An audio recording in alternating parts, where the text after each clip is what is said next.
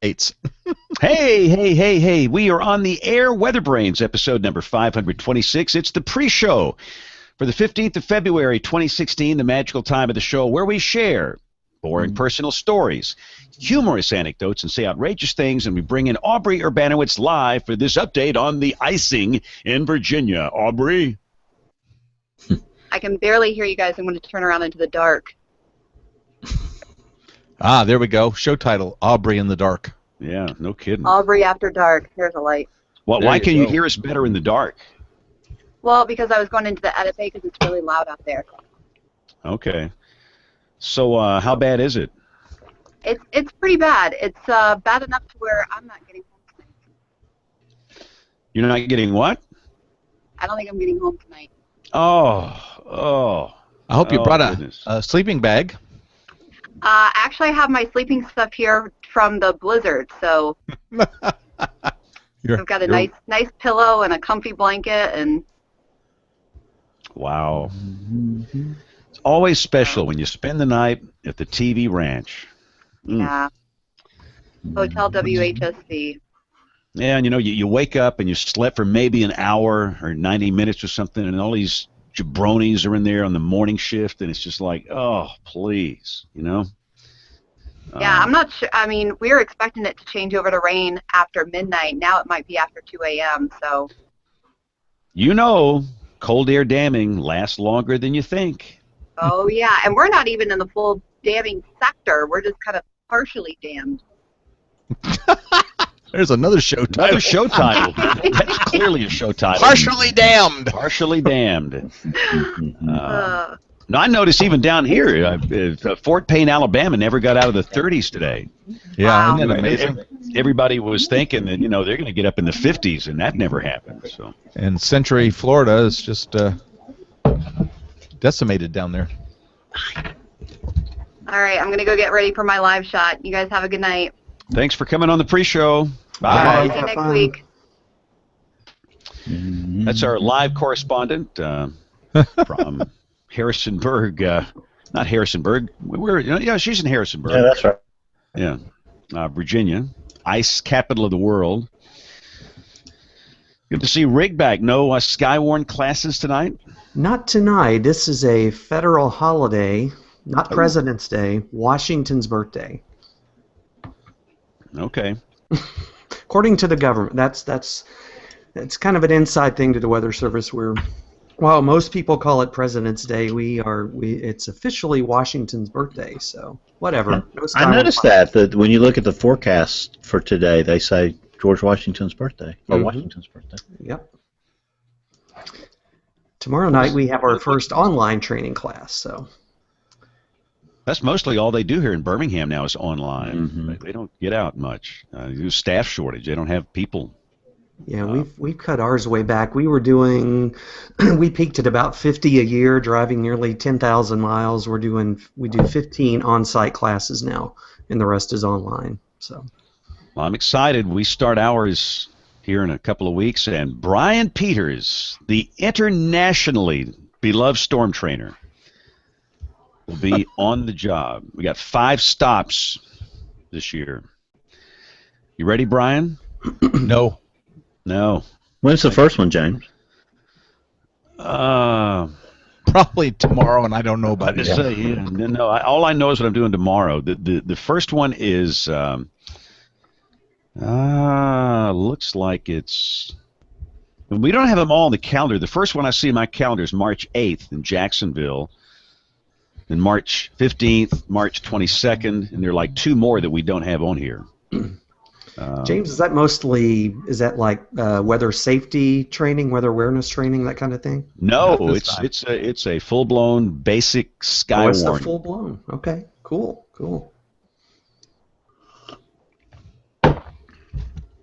Now we can see Andrew, at least his avatar, but we can't hear him. Andrew? It works. There we go. There we go. Oh, finally. No, but now James is locked up. Now, there's 2 Jameses. Oh, my God. Uh-oh. He's multiplying. It was weird. I got the Chrome thing said, oops, something's gone wrong. Reload. Mine said, "Oh snap!" Yeah, man. All right, now that we have Andrew here, I'm gonna leave and come right back.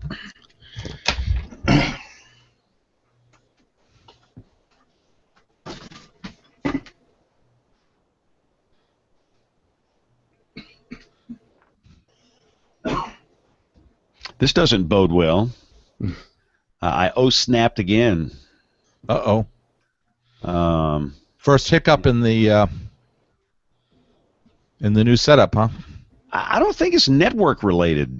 This is what we've got. I think it happened to Bill. Snap, something went wrong while displaying this web page, and that's a Chrome message. That doesn't bode well. Well, pooey. But no, Rick, in answer to your question, Brian does the basic Skywarn class. I will say something for like 60 seconds, and it'll be quick, and then he comes in and does a basic Skywarn training. So that's the object of the game. And you know, we are able to really promote it. And in fact, I'd say in the last, maybe 5-6 years, we've had a much, much larger attendance at Skywarn training as opposed to the traditional spring shows we used to do. Interesting. We would do a really big training in November every year at a big car show event, and they gave us a large venue at a big convention center downtown Birmingham, and that thing has been packed. And so there just seems to be more of a hunger for that than the fluffy stuff we do. So we're going to kick it up a notch and do 5 sessions this in March. Of course, you know what's going to happen, Brian. We'll have tornado outbreaks probably every night we try those. Right. And after the 5th one, I'll be so pooped I'll retire. Yeah, we've never tried to do these in March. We've always done them this month. But we just thought we'd wait and give it a shot and see what happens. Andrew, can you hear us? I can hear you guys. Can you hear me? Loud and clear. Okay. Goodness, we could actually start the show 4 minutes early. This is a shocker.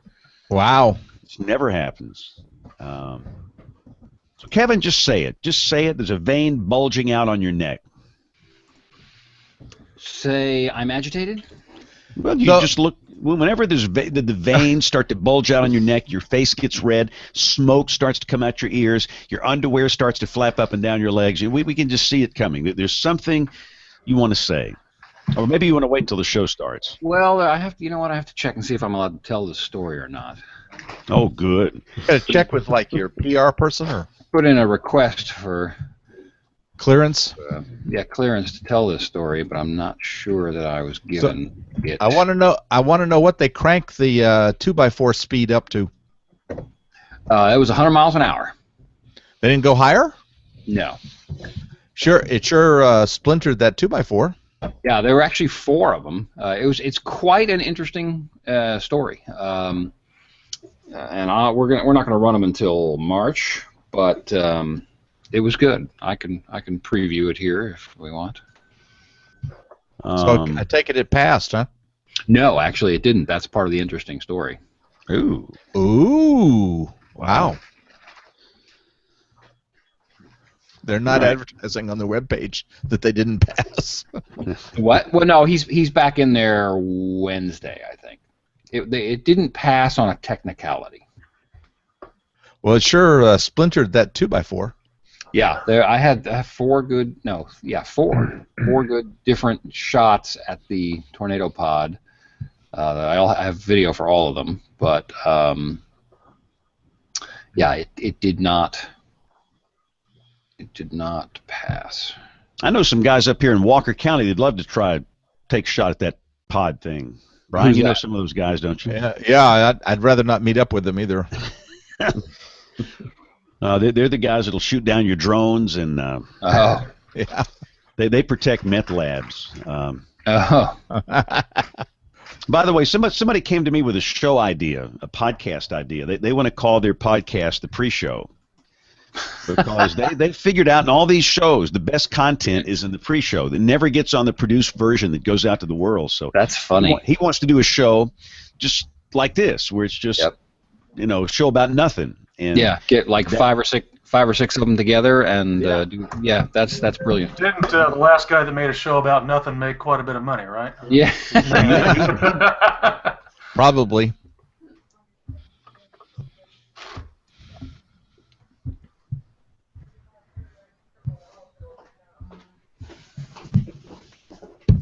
Why are you still here, Jess?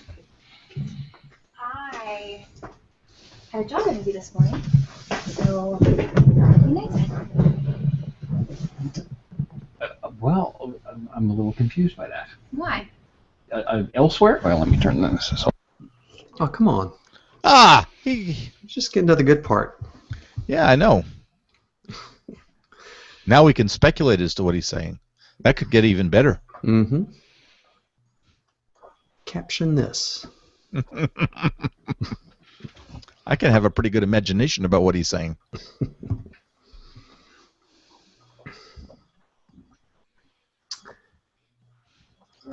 I see two Jameses, and they both look frozen. No, there's one moving. No, one's moving and one's not. There's about the a split frozen personality. James, and then there is the fluid James. That's a split personality. Yeah. And frozen has a different meaning for you, John, than it does for most of us. You know, it's 24 degrees and it feels like a heat wave. It's a live internet show called WeatherBrains. We've been doing this every Monday night for 10 years. Really? Hey, you guys say hi to Jessica. Hi. Hi, Hi, Jessica. Jessica.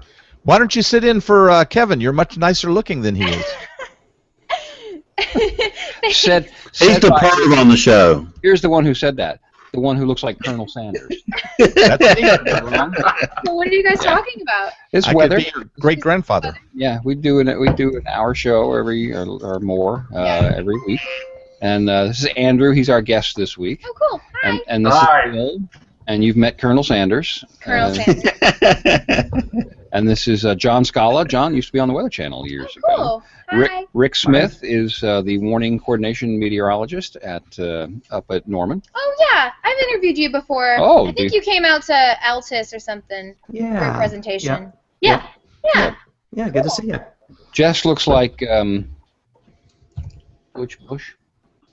The Bush, Jenna? one of the Bush daughters. Yeah. I don't you see it, but See, you- come in close to right there, camera. Okay. Go ahead. I don't think I look like her. No, get but- closer to the so they can see. No. Don't you all think she Okay, looks fine. like she looks like I Bush hate you. brother? What?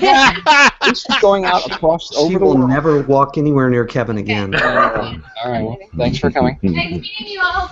That's how he breaks them, Rick. Yeah, I certainly guess. taking Wow. care of that one. He's like the old man in the cave throwing rocks. Don't come near my cave. Who? Before Me? before we lose control, and apparently I've already lost control. Let's start. You never had it. She's one of our No. reporters. She's lovely, isn't she?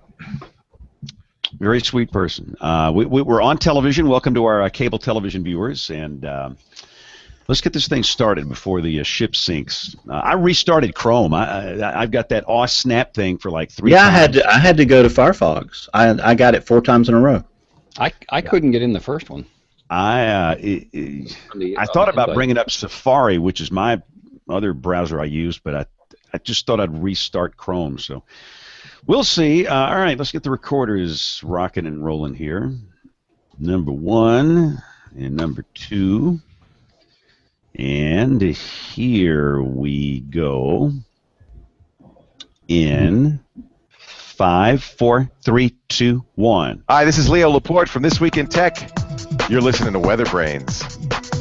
Hey, this is WeatherBrains. WeatherBrains episode number 526. This is the weekly show all about weather. This is for February the 15th, 2016. Thank you so much for taking the time to listen this week. I sense this is going to be an exciting show, a riveting show, very interesting time of the year. And I've had a busy day today. It's like, I walked in the door at like about 11:30 this morning, and it's been basically nonstop with severe weather type stuff, mainly over the southern part of our DMA here. It's been a very busy day. Brian Peters, how's your day going? The internationally beloved meteorologist. Very, very busy. I had to update 12 computers at my church to OS X 10 point, whatever number it is, El Capitan.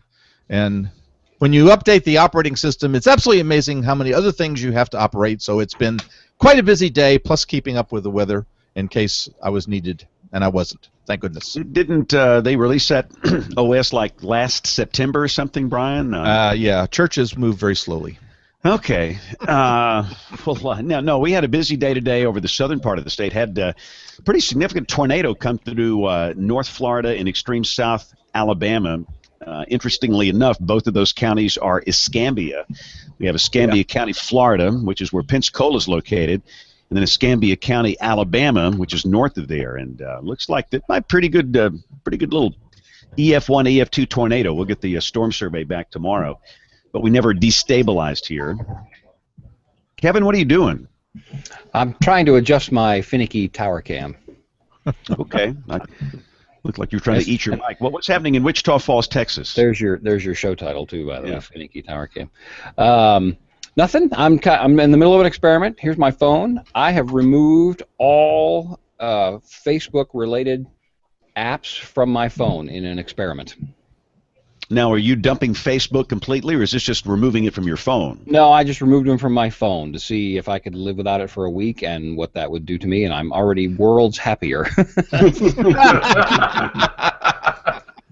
Now, I think we should all show on our phones our social media folder. I don't even want to look at mine. Here you go. There it is. Twitter and LinkedIn, and I don't even use LinkedIn. I don't even have a LinkedIn account. I have never touched that one.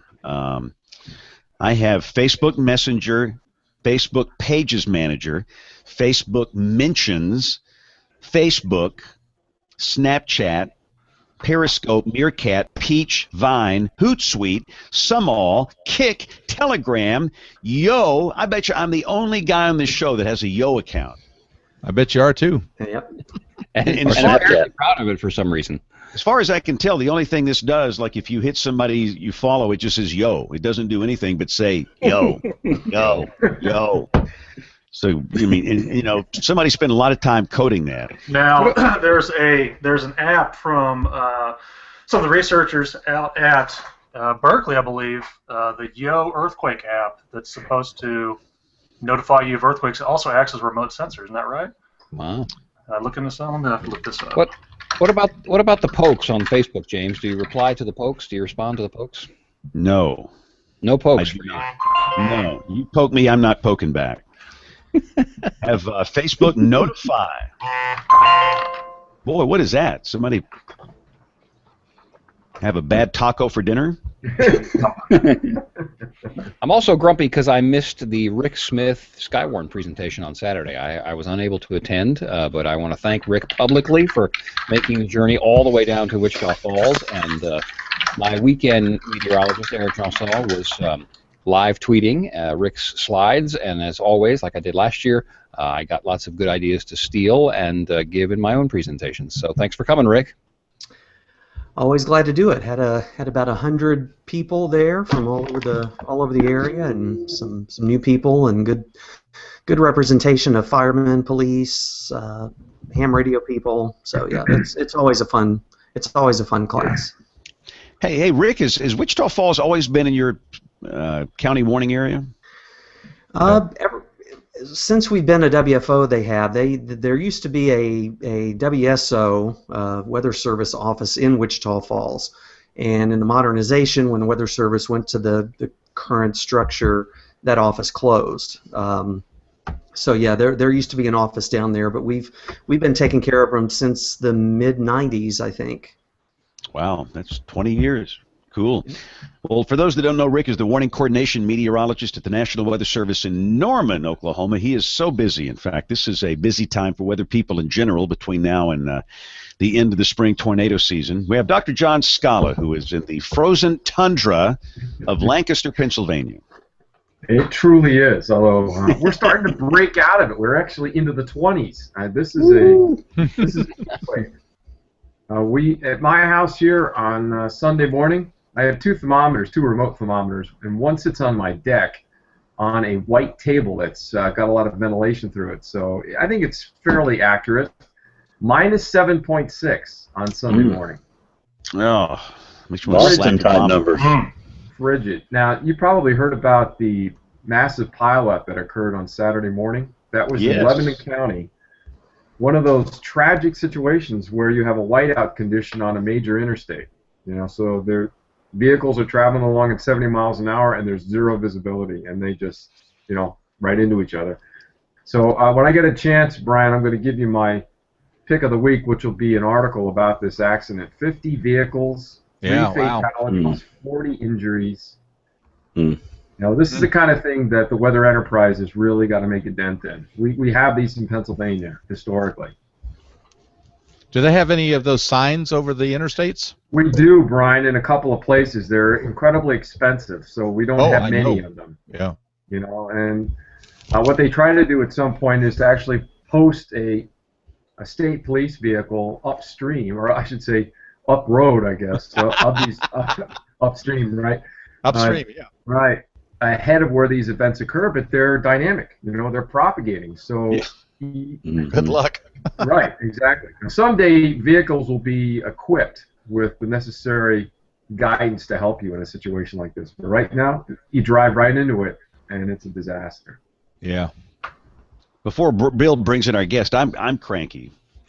Uh-oh. So you got these boneheads on social media. In fact, let me. I'm going to get everybody cranky. I got to play a minute of my song. Let's get social with social media, where we can spread the word and grow our reach and find our fans in their newsfeed. Oh, now This I'm song will really make you cranky even if you weren't. just lost my lunch here. That is the worst. It's like pulling your fingernails out. Yeah. So what happens? You get some on a day like today. We had a number of tornadoes down here, and you some very good tornado videos. So these jabroni guys, they will steal video. They will rip it from a YouTube account or from Facebook, and they will post it on their account, on their YouTube account, and then they send me, these notes. Incredible video, massive tornado near McDavid, Florida. And they've got this really remarkable video. It's really good, but they stole it. They stole it from somebody. They totally ripped it off, and it is so tempting because this is an unbelievable video. So what I'm going to try and do is just go find the original owner of this video and retweet them or link to their YouTube account. But they just steal people's video and post it on their account. It says Meteo Reporter, METEO. And, if you punch it up, it's got some guy smoking a cigarette that looks like Joe Cool. But it's just insane. So, Bill, before my head blows up, bring in our guest. If only someone had predicted this years ago.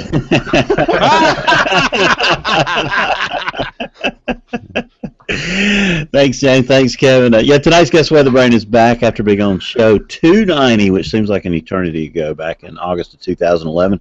And I think I can speak for most of us that we're all big fanboys, and since Aubrey's not here, I don't have to say fangirls, to the CMU AWIP site. There have been some recent changes to it, and we thought we'd bring Andrew Oldacre back to talk about those. Andrew, welcome back to the show.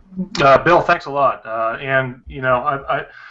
I'm not sure what happened last time, but it was somehow, as my girlfriend often likes to point out, it was my fault. So we'll just I can't believe that. I liked it better when you were blaming it on Google.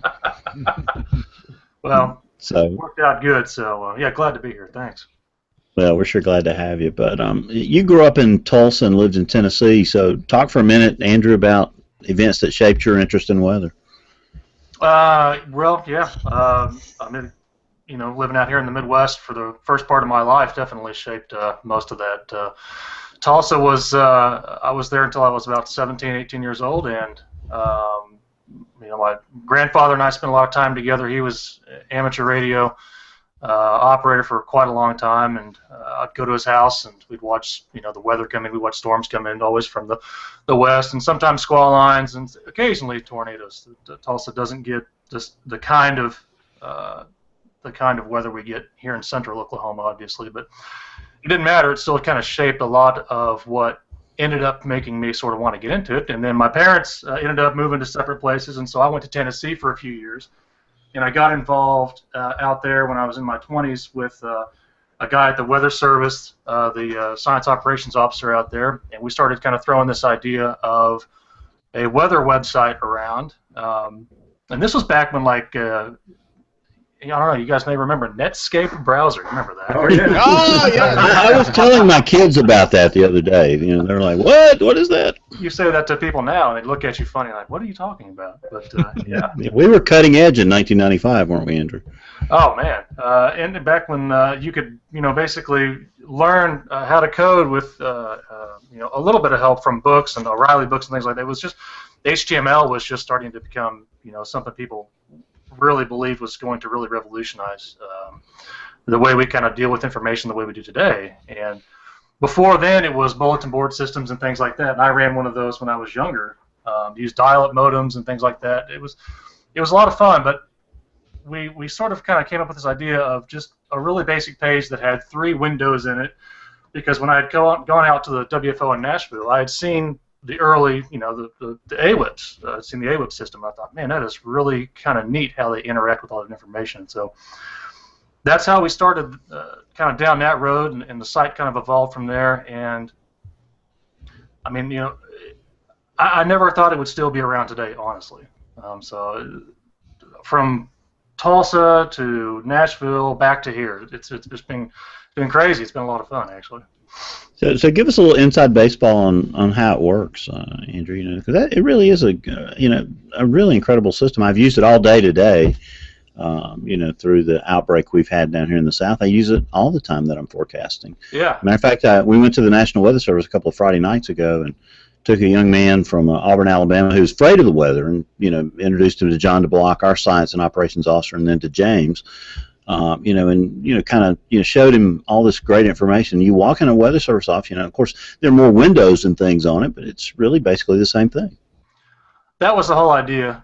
It was meant, the proof's in the name. It was really meant to be a simulation of it, and something easy to run. And I think that's kind of what made it popular, especially early on with folks that may have just been getting into dealing with web browsers and stuff like that back in back like I mentioned, back when Netscape and all that was out. So it was just, you fired up and it went. But it's surprisingly simple even to this day. The part that's really grown and changed the most has been the back end. If you kind of peel it back, it's really all images. Everything is generated on the back end in real time as data comes in. So I think most of you who've had to deal with meteorology know what GEMPAC is. GEMPAC's been around forever, and so the open source nature of it and the wide adoption that it has really kind of enabled me, almost 6-7 years ago now, to decide, okay, well, what if we just script everything and just generate tons and tons and tons of images, serve them off the web server, and then build an interface around that looks kind of like AWIPS. GEMPAC makes the graphics, surprisingly easy to do using a lot of the precompiled programs that come with it. You can generate a surprising amount of a large quantity of GIFs. In fact, we generate daily now. I think we're almost up to 2.4 million images per day that basically are what you see inside the system, and we store those for up to 24 hours. So there's a lot of data in image format that we kind of keep around. They'll let you do those nice animations. So you just serve these up then? It must be a tremendous cloud-based computing process that you're using to do all this, I guess.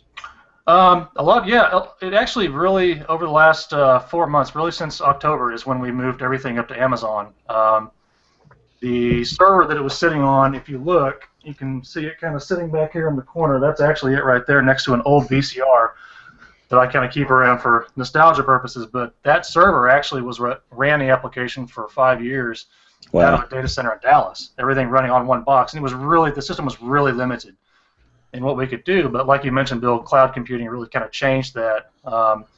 We ended up moving it into Amazon Web Services, and I recoded it to basically use sort of a high-performance computing approach where there are many different instances of what Amazon calls the C4 large compute variety, that's really processor optimized, and those basically are constantly just receiving data in from a queue and generating out images all day long. And it's nice because we can take a new model data set anytime we want to add. We're right now looking at the NAM 4K, something we've had quite a bit of requests for. And really, if we need to add that, and we should pretty soon, all we're going to have to do is just scale up those compute instances a little bit larger in the group. There's 32 of them right now. We'll probably go up to 36 or so to basically to handle that. But it makes it really easy as we add data to grow it that way. That's the great thing about cloud computing. Well, you've added some other data sets lately, like Lightning. Are there any other things on there that have come since you've put it behind the paywall? Lightning was a big item that was needed in the application. Level 2 data actually came before that, and I caught a lot of hell for when the application went behind the paywall, as you kind of put it, and when we went from the free, giving it away for free, to this. But people don't seem to realize that you can fire up GR Level 2, which is a great application. You can go to the Iowa State Mesonet site and get Level 2 data pulled into your application. I love it. I use it myself. But that data that they get isn't free. It's subsidized through obviously the university there.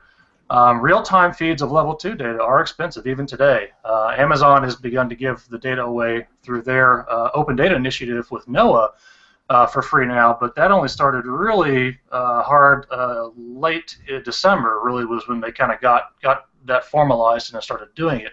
And Amazon's going to grow what they're offering through that. Whether or not they'll do Lightning data for free or something like that, I have no idea. Certainly, probably never something like ECMWF data. But the feed alone for Level 2 at the time when I looked at it, which we ran for 3 months, was $12.50 a month just for that feed, just for Level 2 data, to pull that in over LDM in real time. So you add that on top of the cost of all the cloud computing infrastructure. It was tremendous. But the big thing now, I guess the one thing I really want to look at are some of the larger European data sets, and that's a conversation I'm slowly easing into. It's not an easy one when you look at the price tag, though. That's for sure. Not from what I hear. So if you'll send us the name of all those people who gave you trouble, we'll send Brian Peters over to stuff them up for you, because I think we would all unanimously say it was one of the sites on the internet that we would pay for. And so I had no problem personally when you went behind the paywall. I'm glad you did. I want you to invest in it and make it better, because I think it's a fantastic program. So. Thank you. I appreciate that. The goal, I think, and I've said this over and over, it's I'm not trying to make millions off of it. I really just need to cover the cost. And if we can have a little bit of extra money coming in to buy some more data sets to add more value to the application, that's really the goal. Well, I know you may or may not be able to share sort of information, but is it working the way you want it to from a subscriber standpoint? Are you getting enough to cover your costs? And Yeah, essentially, we're about there. We could always use a little bit more, and I'm hoping that as we get into convective season, that the value that Lightning really kind of brings to the application, that we just continue to kind of grow, and that we can do that without having to raise costs. Right now we're at $5.99 student discount, military discount, and $7.99 just for normal subscriber, with longer term commitment discounts on top of that. So I've tried to structure it where there's it's as least expensive as we can make it, so that as many people can have access to it as possible. So now there's a new Alaska domain, is that right, Andrew? Is that up and live, or is that something coming? It is. Everything but the HRRR, which I don't think NOAA runs. INSEP runs that particular model at the resolution up there, but everything else, the RUC, GFS, NAM, and the RAP are all available for that, as well as all the real-time analysis products. And then satellite data as well, along with we even have the Level 2 single-site products running up there, believe it or not, for what the polar bears might need to keep track of the weather in that area. Yeah, I guess so. Now, Andrew, and memory may fail me because it does sometimes at this age, but when you were here before, you talked about there were some issues about a licensing or an agreement that you had because of the way the original site was formed. Can you go into that, how that changed and allowed you to do what you're doing now? A lot of it was there was one concern initially with Raytheon and I won't go into too much detail about that, but so far there haven't been any issues that I've been made aware of with that. Genpack, of course, that we've looked into that. It's freely available and pretty much cleared for open source usage, so that's great. The bigger issue at the time when I was working back in Norman originally, from 2004 to 2011 for WDT, was that as long as the product was never monetized, they wouldn't have any kind of any issue with it. And then I left to go work for Boeing for a while, and then I came back here in 2013 to work, and that was sort of the first. That was sort of the first thing that we kind of had to talk about, was how does that apply. And at the time, WDT had no issues with it whatsoever. So thankfully, we've been okay. I don't foresee any major issues kind of coming up with that from here on out. Especially at the price point I think that we're offering. I think most people realize it's really just, it's being built to cover cost and more than anything, still be available for everybody to use. I don't see any issues. Hey Andrew, I was just curious, do you have any, I don't know, for lack of a better term, demographics or any information about who uses SimuAWeb? So, I mean, do you have any information on who's using the program? Oh yeah. Yeah, Rick. In general, no names, but yeah.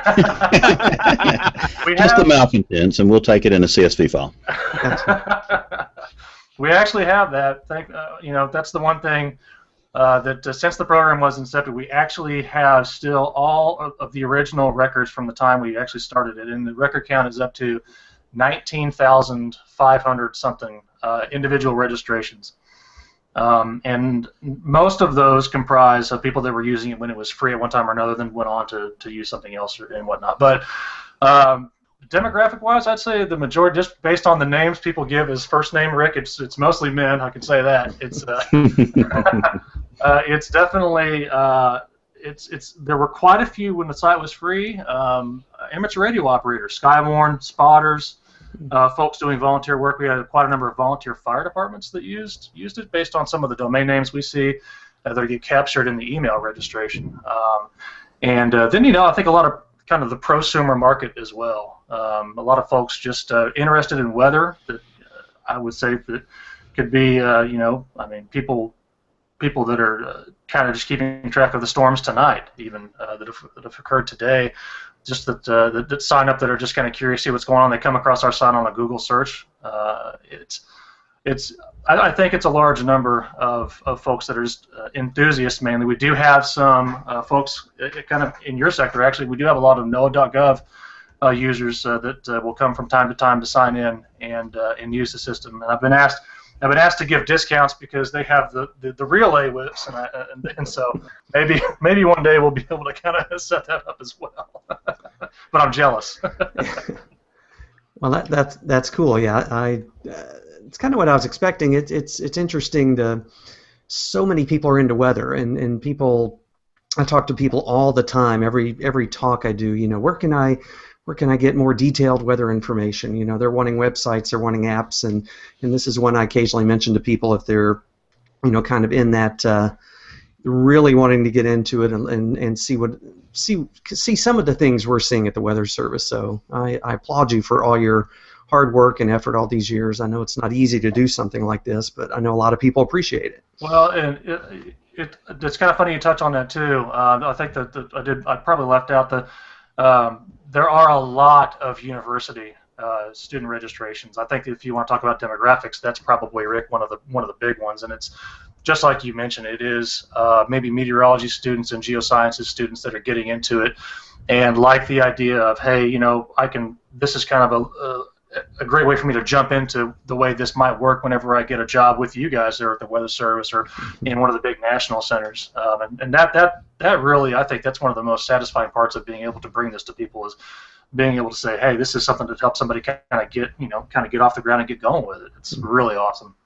Hey, Andrew, I know that on our sites we run about 80% are coming in with mobile devices, phones, or tablets. Do you have any plans on making your site a little more user-friendly for those people coming in on mobile?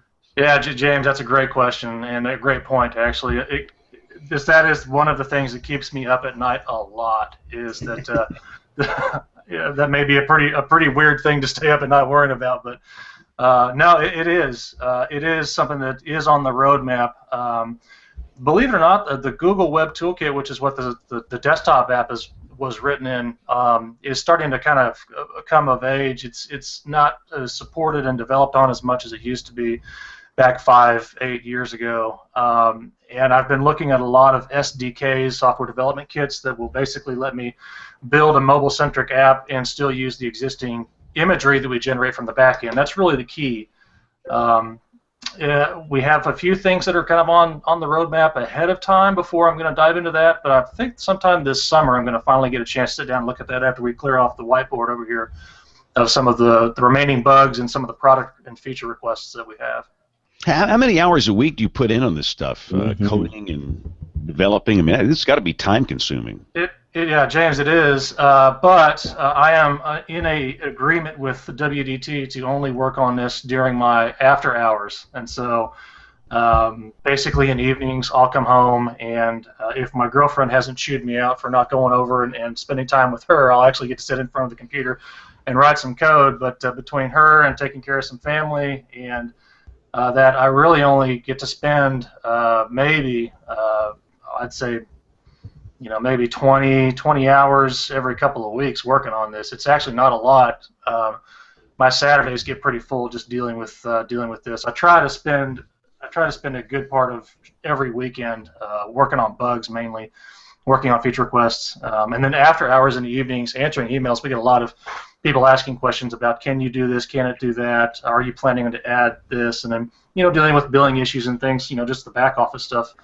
The running the business part was something I didn't really take into account. I thought, yeah, we'll just make people pay a monthly fee for it, and then all of a sudden I'm okay. Now you're running a business and you've got to take care of all the little back office things. So it's not only code, but it's that too that takes up time.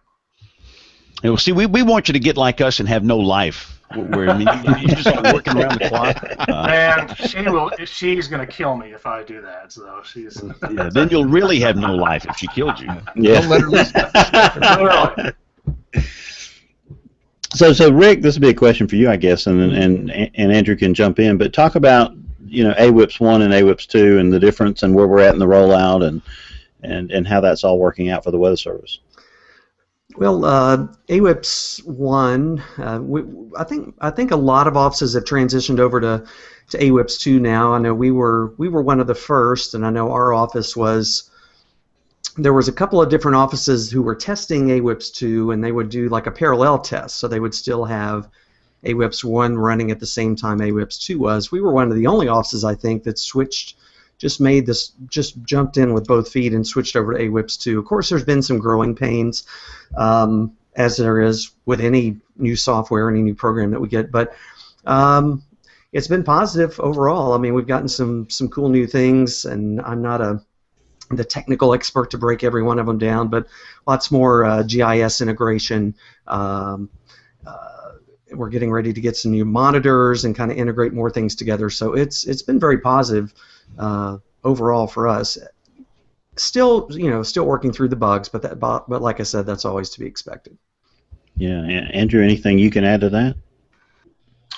No, but I can understand sort of kind of what Rick is saying. It's my understanding from some of the people that I've talked to has been along that same line, that Raytheon's put a lot of work into being able to sort of work through the new version. It's been slow coming. I think I want to say, Rick, and you can correct me if I'm wrong here, I think maybe Boulder the other office that was one of the other offices that was testing the platform initially?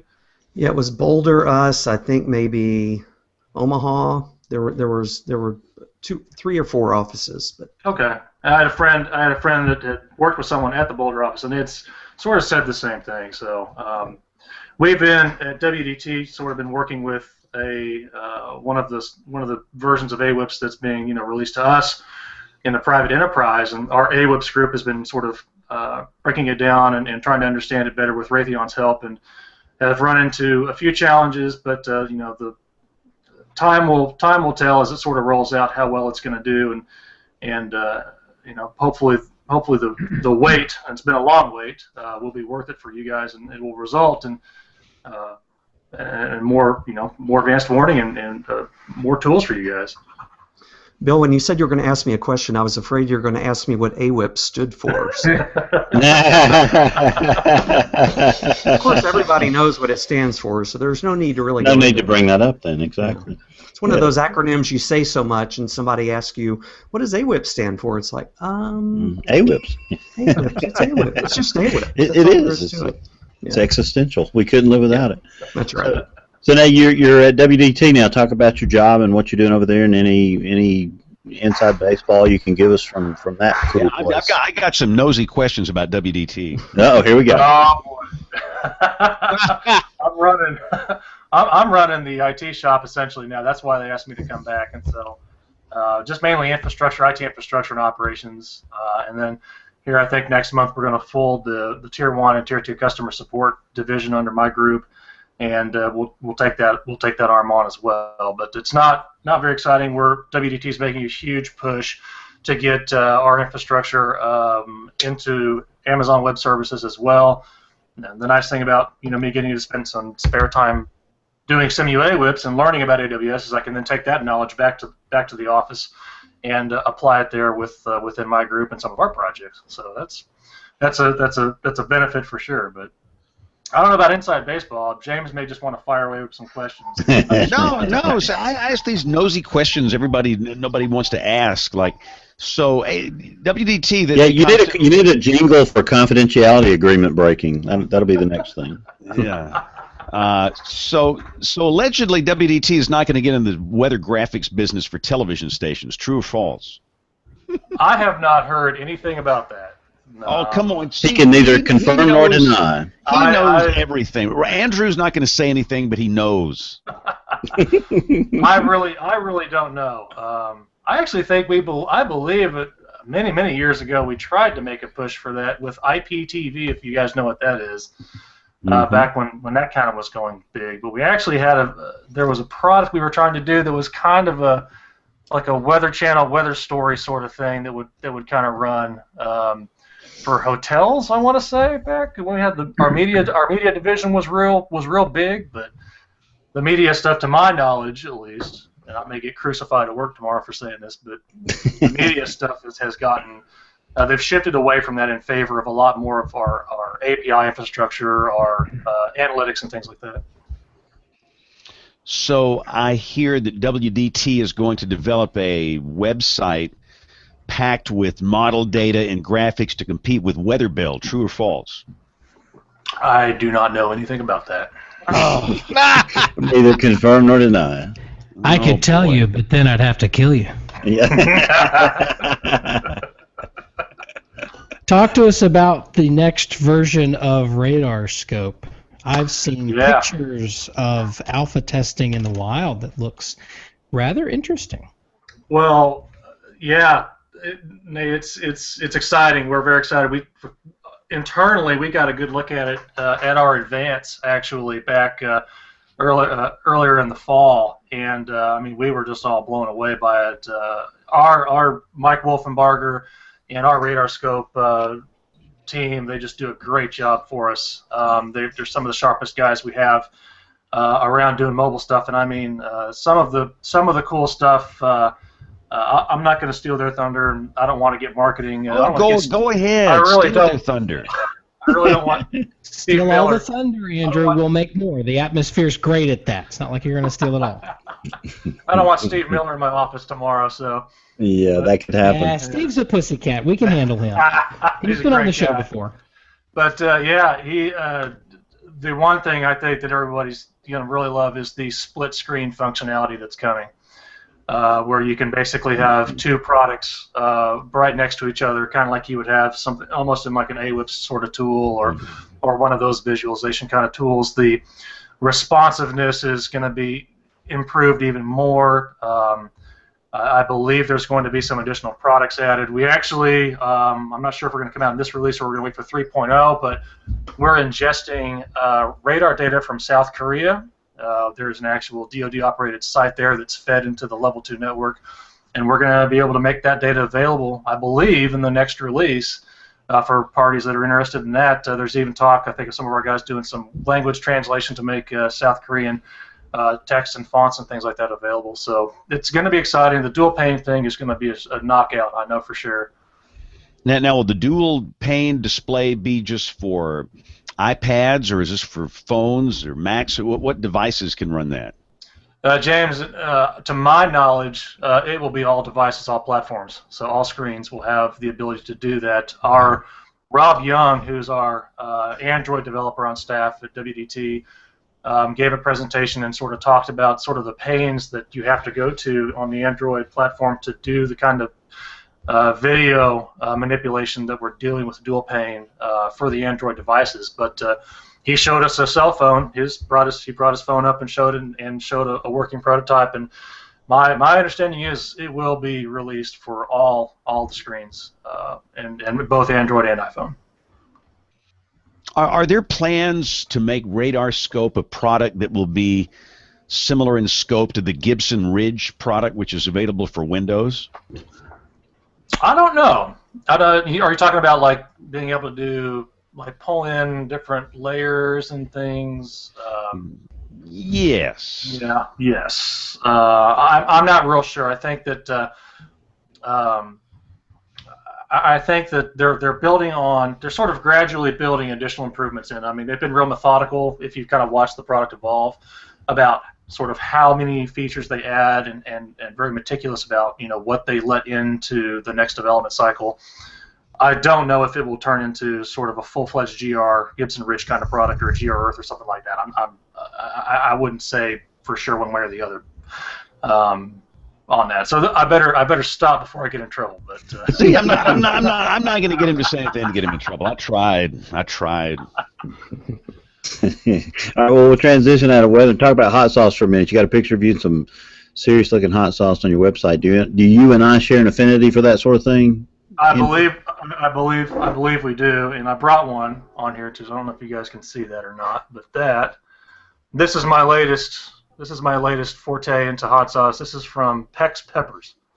Pineapple, I like that. Yeah, pineapple. Wow. Carolina. Let's see you chug that, James. You could chug that whole bottle at Mississippi State this year and see some. That looks worse than Alabama wildfire. Oh. And that one head on fire and make your kidneys scream. You'll be sitting in the creek for a couple of days after that. Wow. Andrew, do you have a Scoville rating on that? Yes, sir, I do. Yeah, it's this is based on the Carolina Reaper peppers. For those of you that are following your peppers and your Guinness Book of World Records, this would be upwards of 2.2 million Scoville units. Whoa! So you could just give a bottle of that away with every new subscription. That probably would just make sales go through the roof, Andrew. Yeah. Oh, my goodness. Wow. I've had this bottle for a couple of weeks now, and I've had maybe 3 drops. Drops out of it. That's right.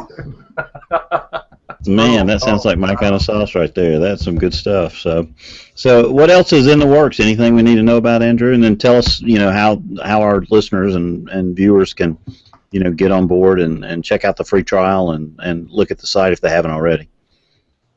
Yeah, Bill. We continue to offer 24-hour free trials. We continue to have, feedback from people. I still believe that the best way to build a product is build it from what your customers want, not tell your customers what you want necessarily. And we've gotten a lot of that feedback, and we kind of continue to just sort of add to what people are saying. The Alaska domain was kind of one thing. The Lightning data was another. I'm looking at my whiteboard here, just going. We've had a request on it.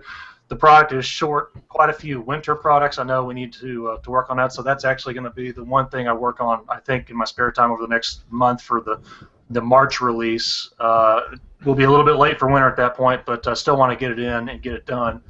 We're going to have a new watch warning and advisory system that's going to be implemented to show pretty much all of the VTech-enabled warning and watch and advisory products for all of the continental U.S., zones and counties and marine areas, so that'll be something pretty helpful. We'll be able to have that updating every 2 minutes is the plan there. There's some improvements we're going to try to make so that we can accept other payment methods as well. That's actually something people have asked for is, can I pay with PayPal maybe, or can I pay with, some people want to do even direct debits and things like that. That's going to be added. And who knows, some more as time will tell as we work forward. Hey, let me ask one more nosy question about the business end of this. Have the number of paid subscribers been about what you expect? What you expected when you went to a paywall? Yeah, James, we've slowly gotten there. We've slowly kind of come to that point. I'd like it to be higher just because, the more revenue we generate monthly, the MRC is higher, the more stability we have long term. But one of the things that kind of surprised me a lot was the number of people that really signed up for a 1-year sort of subscription to it, which is great because that means they're committed in the long term to kind of keeping it there, and that lets me from the business side know, okay, we're not going to have to worry about keeping the bills paid as we move forward 6-12 months down the road. It's been pretty good. It could be better, but I think as we move forward, especially as we get into spring, James, I think it's gonna pick up even more. Awesome. Well, it's a great product, and everybody should try it. And again, the paywall shouldn't bother anybody. I mean, like Bill said, it assures financial stability, and the service is going to be there the next week. It's just not going to go away. I'm a big believer of paying for good products and services. So one more time, give us the website or how people can sign up if they want to give it a free trial. Yeah, it's just simuawips.com. That's it. You can Google for Simu AWIPS, all one word, and you'll find it right there at the top of your Google results. If you look for if you even just Google for AWIPS, I think it's up in some of the top results there. So it shouldn't be too hard to find. Yeah, cool. Well, there you go. And it's already on our website too, so that people can find it in the show notes. Well, awesome. You guys are great, and thanks a lot for letting me come on and blab on about this. And now, can you stick around for a few minutes? I mean, this could be the worst 30 minutes of your life. It all goes right down the tubes from here. So, did anybody watch Shepard Smith on Fox News today? That's my pick of the week, just for the record. So when I come around to the end, I don't want the horn. Well, no, I know this is your pick of the week. You should totally play it because it's awesome. I just think we need to play it before we do the pre-recorded segments. In case you missed it, actually, hold on, James. We ought to have a discussion about this. So let's do the pre-recorded stuff and let's talk about this after. Okay, I think we got to set this up. So I think you're right. So let's pause. We've got Brian Peters, we've got Tony Rice, and the astronomy report. We'll come back to do weather roundup. We'll have picks of the week and much more, including the Shepard Smith tirade today as WeatherBrains rolls along. WeatherBrains 101 with Professor Peters. The initials are VIIRS, which is not a case of bad spelling. Those initials stand for the Visible Infrared Imaging Radiometer Suite, which is a sensor designed and manufactured by the Raytheon Company, flying on board the SUMI National Polar Orbiting Partnership Weather Satellite, or SUMI NPP. VIRS is a scanning radiometer that collects imagery and radiometric measurements of the land, atmosphere, cryosphere, and oceans in the visible and infrared bands of the electromagnetic spectrum. Raytheon's VIRS combines the radiometric accuracy of the advanced very high-resolution radiometer currently flown on NOAA polar orbiting satellites with the high spatial resolution of the operational line scan system flown on the Defense Meteorological Satellite Program. VIRS provides imagery of clouds under sunlit conditions in approximately a dozen bands, and will also provide coverage in a number of infrared bands for night and day cloud imaging applications. VIRS also provides capabilities to produce higher resolution and more accurate measurements of sea surface temperature than currently available from the Heritage AVHRR instrumentation on POSE, as well as provide an operational capability for ocean color observations and a variety of derived ocean color products. Measurement capabilities include atmospheric parameters such as clouds, radiation, temperature, humidity, and ozone distribution. Land surface parameters such as snow cover, vegetation, and land use, as well as ocean parameters such as sea surface temperature, phytoplankton production, sea ice, surface wind fields, and sea height, and solar parameters such as total solar irradiance. The instrumentation aboard these satellites really works hard to earn its keep. And did you know that VERS has its own app? Yep, that's right. Go to the Apple App Store or to the Google Play Store to download the free app for viewing VERS-derived satellite imagery. Just search for VIIRS. Do you have a question about the weather? You can send it to us via email at question@weatherbrains.com. Looking beyond the atmosphere, here's Tony Rice with your Astronomy Outlook. A new type of astronomy based on one of Einstein's century-old predictions was confirmed by a team of astrophysicists last week at the Laser Interferometer Gravitational Wave Observatory, or LIGO. Einstein theorized that the fabric of space-time is curved by anything massive, like the sun or a planet. When cataclysmical events happen, such as stars exploding or black holes merging, as was observed last September, those curves ripple outwards as gravitational waves. Think of a rock dropped into a pond. Like those ripples in the pond, the further out you are from the event, the smaller the ripples. The ripples in space-time observed by the LIGO team were incredibly small, just 1/1000th the width of a proton. Scientists have been looking for those ripples using a pair of highly sensitive observatories, one in Livingston, Louisiana, the other in Hanford, Washington. Each bounces a laser back and forth through a pair of 2.5-mile-long airless tubes, arranged at right angles from each other. They measure the amount of time it takes for light to travel. Those beams come back together and they should align perfectly, thanks to the unchanging speed of light. But on September 14th of last year, the beams in Louisiana didn't line up, indicating a blip in space-time. 7 milliseconds later, a nearly identical blip was observed 1,800 miles to the northwest in Hanford. These blips produce frequencies that are actually audible. This discovery opens a whole new branch of astronomy, gravitational wave astronomy. Elsewhere in the sky, Comet Catalina is currently visible in the constellation Camelopardalis. It requires a decent set of binoculars or a small telescope, best viewed from a dark location. Opportunities to see this glowing green fuzzball in space are waning. The diameter of the comma, that nebulous envelope around the nucleus of the comet, as well as the length of its tail, are continuing to shrink as it pulls away from the sun. If you don't have a telescope, check nightsky.jpl.nasa.gov for an astronomy club near you that offers public skywatching events. That's your Astronomy Outlook. Follow me at RTP Hokie for more spacey stuff like this. When the weather ball is red, warmer weather is ahead. When the weather ball is white, colder weather is in sight. When the weather ball is green, no change in the weather is foreseen. When colors blink by night or day, precipitation's on the way. This is the weather roundup for the 15th of February, 2016. Let's start with Dr. John, who is in the frozen tundra. How cold is it and how much ice? Oh, man. Well, we haven't seen a 32-degree temperature here in over a week now. And I've had 2 mornings below zero, and as I mentioned, minus 7.6 was the coldest.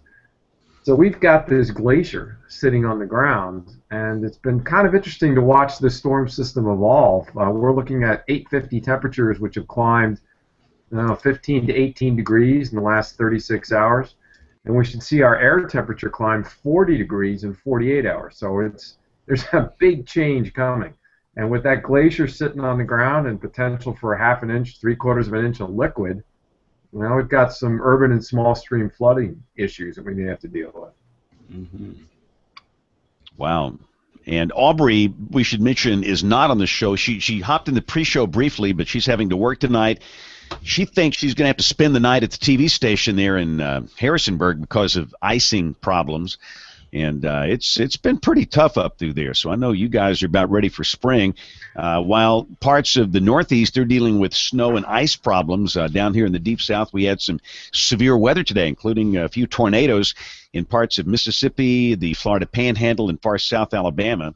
But it sure looks like the weather's going to warm up for the eastern U.S. And, John, I love a water vapor satellite shot. Isn't it great? You can tell everything about this, but they're the storms you were talking about. Pretty hot stuff over the northern Gulf right now. Yeah, those are nasty, wicked, big bad supercells out there over the water, and. Again, it got pretty rough in parts of the inland sections of North Florida and south Alabama. But it sure looks like the weather's going to warm up for the eastern U.S. And, John, I love a water vapor satellite shot. South Alabama today, and again, that's kind of chugging northeast. But for us, you know, for we're going to warm up nicely. We could be 70 down here by Friday. So better times on you might throw Dr. John over the edge there. Yeah, I was just thinking, you know, I'll be out in shirt sleeves and shorts if we get to 40 tomorrow. Which I think yeah, he'll be out there in his tank top and flip-flops at 41 degrees. So let's see, Rick, what's happening out there in the Great Southern Plains?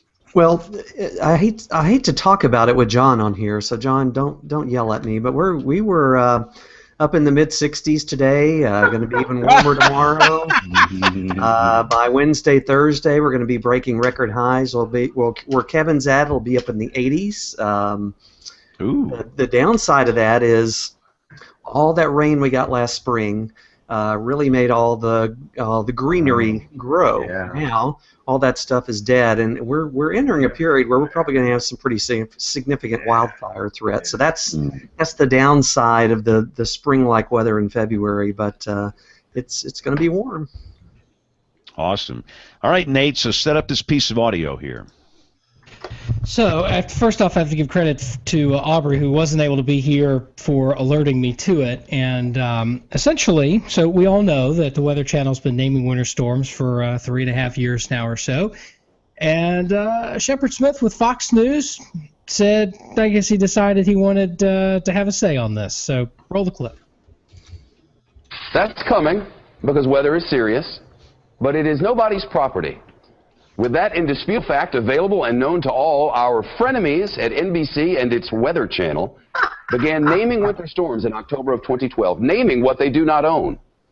Who died and gave NBC naming rights to weather events? We checked. Nobody. Yet if you subscribe to their weather alerts, there it is, a name on this storm, a name I will not utter because, well, NBC. Because we cannot stop them, because we do not own them, we at Shepard Smith Reporting will name them. Because more people watch us, and we've granted ourselves shared naming rights. Actually, priority naming rights. With a nod to corporate synergy, we will give storms the names of Simpsons characters. Future storms will be Snowstorm Bart Simpson or Blizzard Lisa Simpson, Winter Storm Comic Book Guy or Nor'easter Fat Tony. The name of today's storm, the one affecting all of the East Coast, as decided by us, is Winter Storm Duffman. As in the guy who delivers the double beat. Duffman. Winter Storm Duffman. It's on NBC. On like Donkey Kong. Snow today is blanketing the Northeast after a record cold temperature snap. Part of the. Wow. That's awesome. I wonder, did you do this on his own, or if somebody kind of prompted him to do this? I don't know. Let's have him on the show. Yeah, this feels like classic Shepard Smith, though. I mean, he's been known to offer commentary of the sort, and to me, it seems very almost Stephen Colbert creating a super PAC just to show people the inner workings of how this stuff works and why, in his opinion, the whole thing is the Citizens United decision is corrupt and needs to be overturned. So, having said that, you know, I've anybody who's listened to this show for more than 3.5 years remembers the grilling we gave Brian Norcross when he came on back in the day when this was announced. And I'm on the record, was on the record then, I'm on the record now saying that the way this was done, and oh, by the way, the Weather Channel let the Weather Service know they were doing this literally the night before they announced it early the next morning. So there was no opportunity for collaboration. There was no opportunity for that. But having said that, the idea is not without merit. This isn't. We're not talking about cutting arms off. There's a prima facie case here. The Weather Channel has made it, and quite frankly, their results, just from a PR standpoint, don't look at anything else. Just from a purely PR standpoint, are certainly interesting, if not even compelling. If you look at the kind of traction that Nemo got, for example, or Jonas, even this couple months, about a month ago, January. The names got some traction. They got some traction on social media. They were used, especially Nemo, because it hit New York, got a lot of press in the New York press, and The issue that we all have, I think, isn't that it's being done, and I say we in the Weather Enterprise. I don't think the issue is that it's being done, but that it was the Weather Channel that did it and not NOAA. If NOAA had come out and said, we're going to start naming winter storms, and here are our criteria, and here's who's going to do it, and that sort of thing, I don't think anybody would have batted an eyelash. Some people would have said, well, geez, we don't need to be taking this on because budgets, or we don't have enough research to prove that this is a good thing. And those are both fair points, but I don't think we'd be having this conversation. Everybody would be using the names, and we'd be on to arguing about whether the European is better than the GFS or vice versa. At this point, I think the case has been made pretty authoritatively that it needs to be considered. It needs to be considered formally, and that if the result of that consideration is that it's a net positive for the public and or for the enterprise, that the Weather Service needs to take it on, formalize it, and do it. The storm that the Weather Channel called Jonas, Capital Weather Gang called it Snowzilla. A television station in Buffalo, New York called it Ashley, I think. There was another TV station in the, I want to say, the Great Lakes region that called it something else. It had 4 names. You're going to tell me that that's a good thing for the enterprise, and then now you've got Olympia and Duffman, which are both nonsense names. Tell me how that makes us look, us being the Weather Enterprise, to viewers that aren't steeped in this stuff.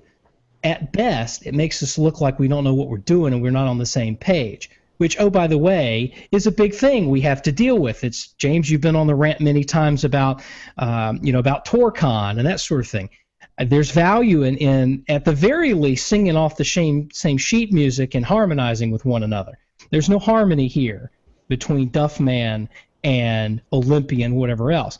And, oh, by the way, if we go back to Jonas, Snowzilla, whatever, Slate tweeted out, we think Snowzilla isn't good enough. Let's have our readers come up with another name because we don't think Snowzilla is cool enough. And so let's come up with yet a 5th name for the same thing. Now, somebody explain to me how that's good for us or for the public, number one.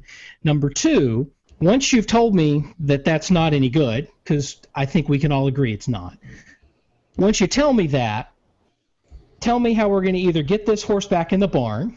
I don't think it's going back in the barn. I think the Weather Channel realizes they've got a winner on their hands, and they're not going to put it back in the barn. At this point, we're lucky if they would hand it over to the Weather Service and say, we want you to do it, which they're on the record as saying they want to do. So let's get past this. Let's have a conversation. Let's decide, is this real estate we want to build on? And if it is, then let's start talking about how we do it, what the criteria are, what gets named, who does, how exactly does it get named, what's the time frame, that sort of thing. Number one. If we decide it's not real estate we want to build on, then we need to go back and look at why we name hurricanes. Because we've been doing that for 70 years. And nobody batted an eyelash then, and we're not batting any eyelashes now about it, and I think generally people think it's a good idea. I haven't seen a compelling argument to tell me what the difference between a winter storm and a hurricane is in terms of scope. They're both synoptic scale systems, generally, or a potential impact. So I'll throw that out there. I'm done ranting. Kevin has hung up the accelerant cap. Figured I needed to put it on for a night. I feel better. And by the way, I'm not doing this because I want to work at the Weather Channel or anything like that. Like I said, I think the way they went around it originally was terrible. And I agree. We're not where I work. We're not going to use anybody's names unless the Weather Service or at the very least the AMS or NWA or somebody uses them, and the Weather Service at least tacitly endorses it, which they're not doing of the Weather Channel's naming stuff. So I'll put that out there. What do you guys think? What did I miss? I heard Kevin's giving up the accelerator. Well, no, since you become so mellow, Nate had to pick up the slack, man. He went on a tirade about naming winter storms. That was a 5-minute tirade. That was good. Oh, no Beautiful. kidding. Great stuff. I hate this Fox show that we have to do. So, Brian, you're a Weather Service guy. Rick and John. I mean, you guys have some TV experience. John, especially. What do y'all think of this? Is this? Am I out to lunch here or? Rick, Well- do you want to tell him he's out to lunch? No, I personally, here on my day off in my home, off the clock, I pretty much agree with everything you said. I mean, I've come around on this. I have to say that I was not a huge fan of the naming at all by anybody at the beginning. I'm starting to see now that it does make some sense. It does. I do see that I think it works in some way. Don't ask me to describe exactly how, but clearly there's something to this, I think, and if it's going to proceed, we're going to have to come together and do it right, because like you said, having 5 names or more, there's probably other local stations that are doing their own things independent of those 5 examples you listed.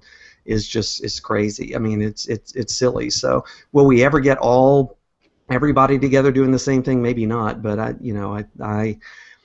I know nothing about the future, about what's going to happen or discussions or anything. I know absolutely zero about it, but I would be surprised if the Weather Service doesn't get on board with this at some point with the naming. That's my personal conjecture. I know nothing. I'm not involved in any discussion. You heard it first here. Yeah, show title, Rick Smith predicts. That's 2 minutes of prediction and 4 minutes of caveats. That's right. So let me ask you guys this. All right. So every time a snowstorm affects Washington, Philadelphia, New York City, Boston, Baltimore, it gets a name. What if a winter storm affects Goodland, Kansas, and North Platte, Nebraska? They don't care. They don't give them names. It seems like it's got to be some big city thing. So would the Weather Service do the same thing, just name storms that affect the big TV markets, or are they going to come in and name storms that affect rural areas too? I think there are 3 ways you approach this. And I don't know that I like any one of those over the other one. You can look at it. The Europeans have a certain minimum criteria for highs and lows, and all of them, every single one, whether it does anything or not, gets a name. Period. End of story. You could do that. You could do it purely based on a set of meteorological criteria: minimum central pressure, size of the wind field, how much snow is expected, whatever. You could wrap your head around that. Or we can integrate some sort of impact-based idea. I don't think that the Weather Channel, where the Weather Channel is now, and remember this, they've given presentations at AMS to their credit. And again, just like Rick, I was critical of this from day one, but from to their credit, they showed up at the AMS broadcast meeting in 2013 in Nashville, and Brian stood up there and he took an hour and a half worth of abuse from a room full of broadcast mets. I give him a lot of respect for that, a lot of props for that. I didn't like all of his answers. I didn't like some of what he's doing, but he showed up. Same thing at AMS. The next couple of years, they've given presentations talking about the criteria and how they did it. Originally, it was a cabal in smoke-filled back rooms in Atlanta. Now they've got criteria that they're hanging out on.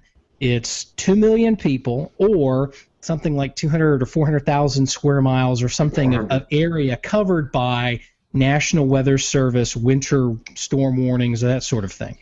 Which, to their, Brian Peters has made the point on a number of occasions that we spend a lot of time talking about social science like we've never done it before.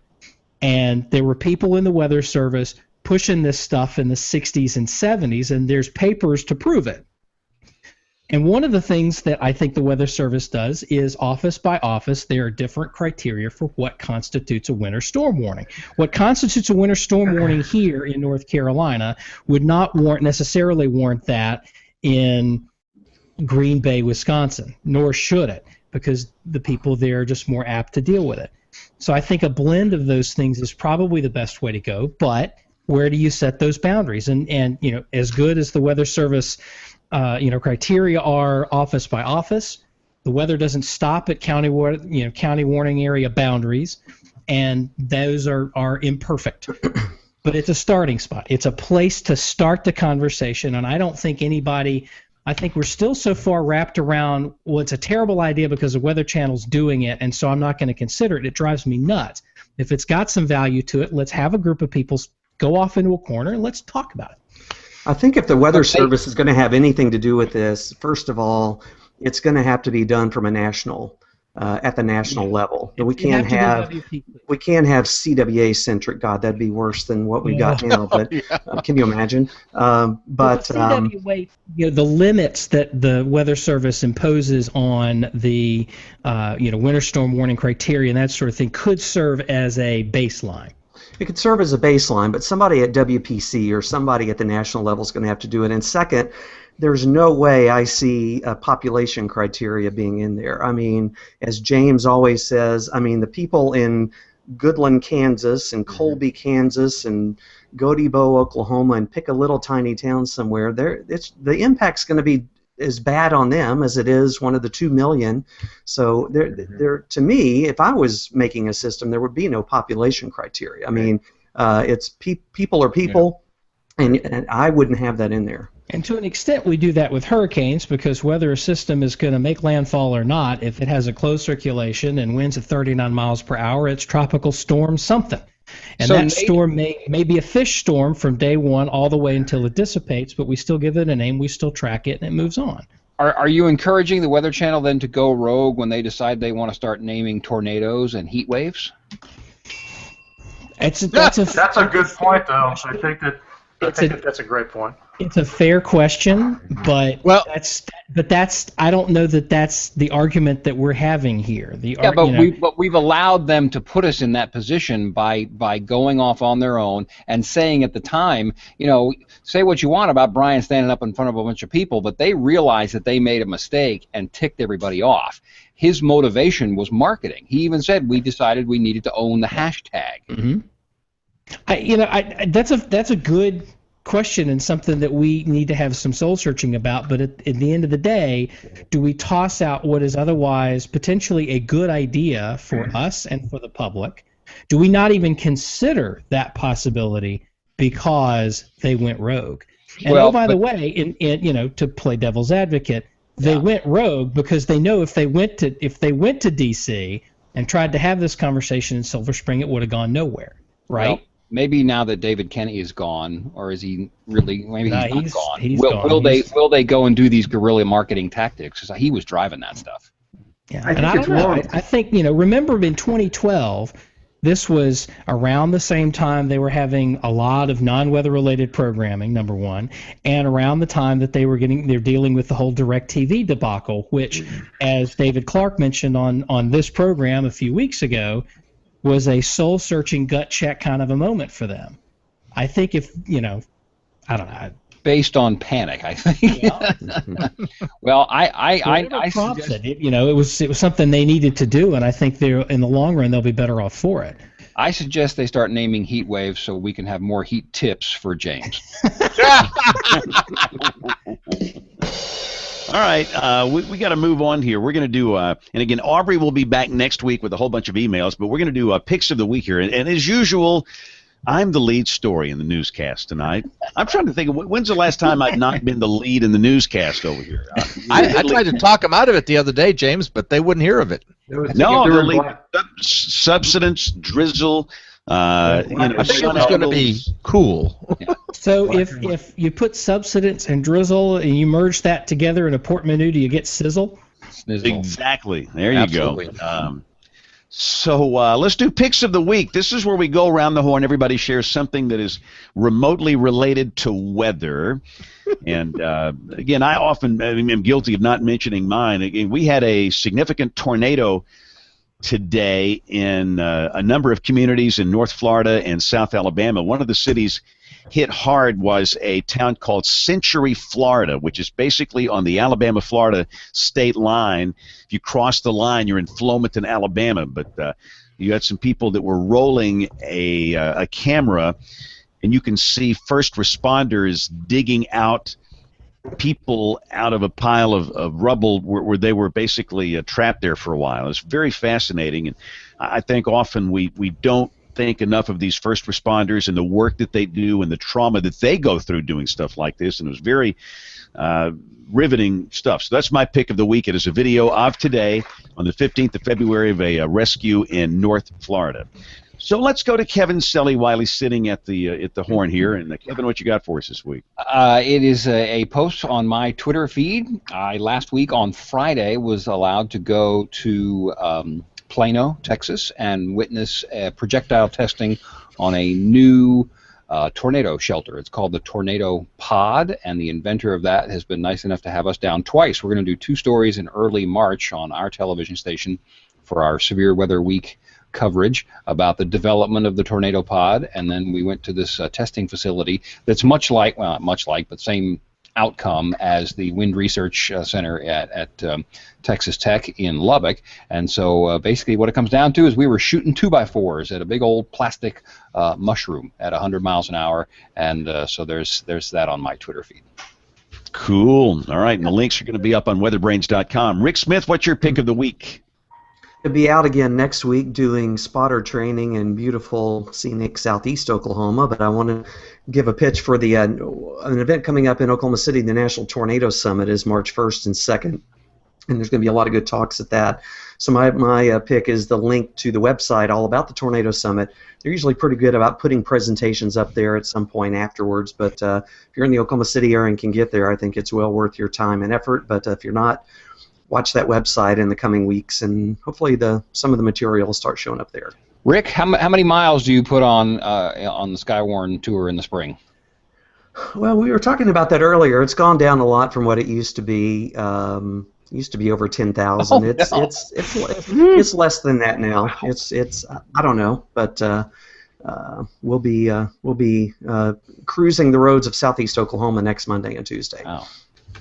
Wow. All right, Brian Peters, what's your pick of the week? A great HD time-lapse movie of the sun put together by NASA. It covers actually a whole year, so the sun spins a little bit faster in the movie, but it's fascinating, all the action going on in the on the sun, and there's narration in the second half of it, which is fascinating. Can I? Right.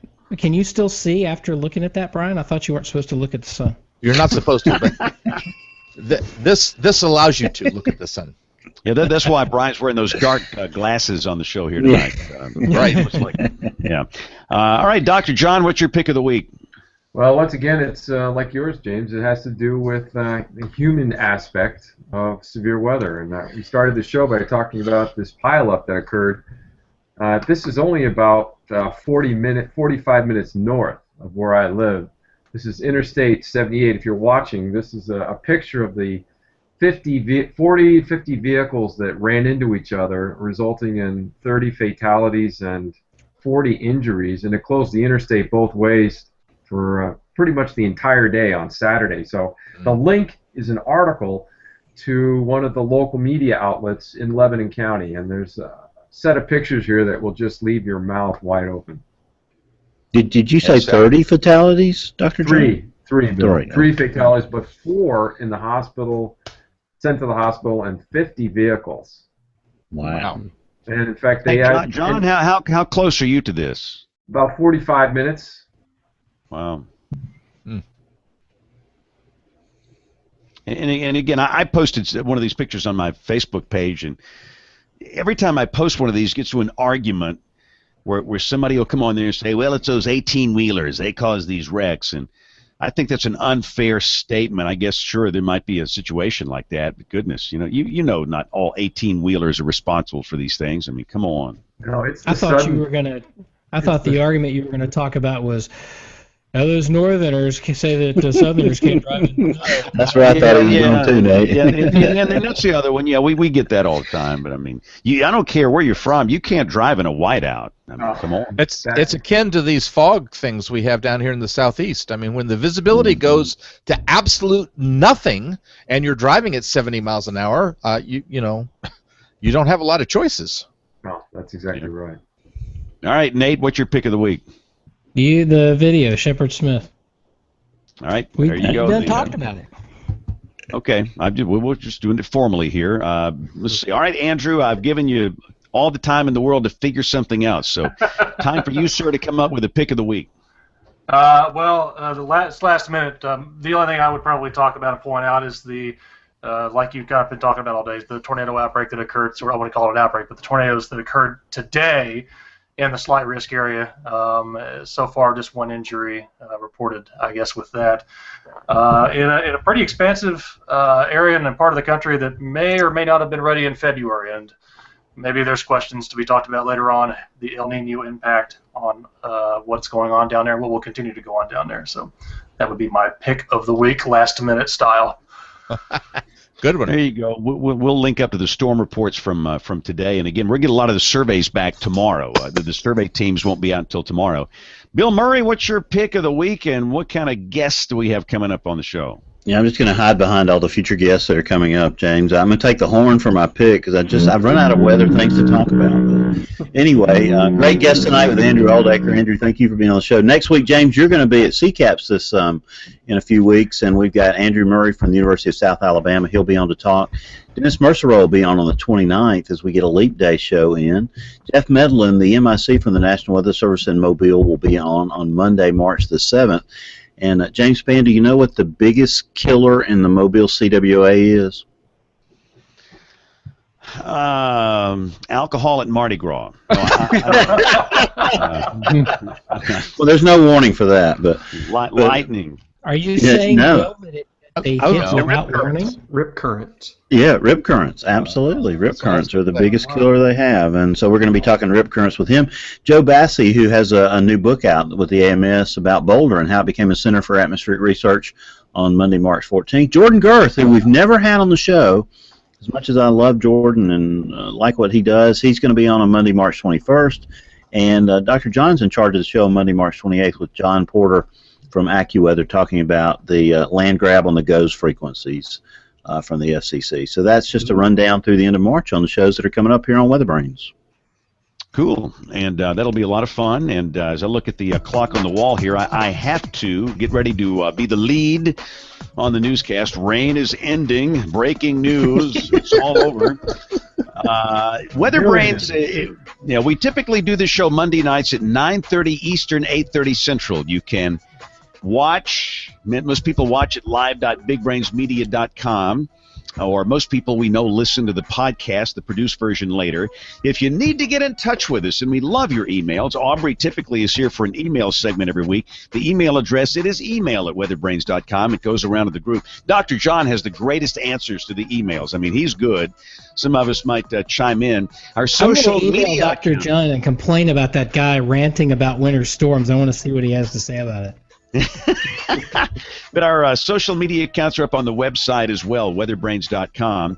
So on behalf of the entire WeatherBrains crew, I am James Spann. Thank you so much for taking the time to listen. Have a wonderful week, and God bless. Hey, guys. Thank you, Andrew. Thank you. Yep, good show. No problem. Thanks, guys. Thanks for coming on the show. It's fun. Thanks, No Andrew. problem. Thanks for having me, guys. You'll have a nice night. Yep. Anytime. See you guys. Waiting Bye-bye. for the WeatherBrains discount.